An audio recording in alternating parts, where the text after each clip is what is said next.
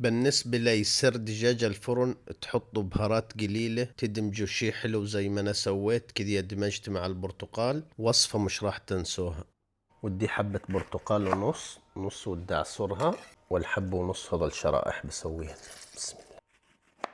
بهاراتنا بسيطة، بابريكا، فلفل أسود، وملح. بسم الله. ربع كوب عصير ليمون طبيعي، وربع كوب زيت زيتون، معجون طماطم ملعقة كبيرة، زنجبيل نفس الشي، وخرشي ثومة كمان.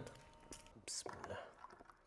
ودي 3 ملاعق صغيرة زبادي اللي هو لبن رايب. هذا الفخاد دجاج، طبعا بتقدروا تستخدموا دجاجة كاملة، منزوعات الجلد أفضل لأن يوديها يتشربن التتبيلة، طبعا من ساعة لساعتين في الخلطة هذه. أوكي، أي صينية بتدخل الفرن بنزل في البرتقال بالشكل هذا. بسم الله. شوية بندورة بلحية، رشة خفيفة ملح.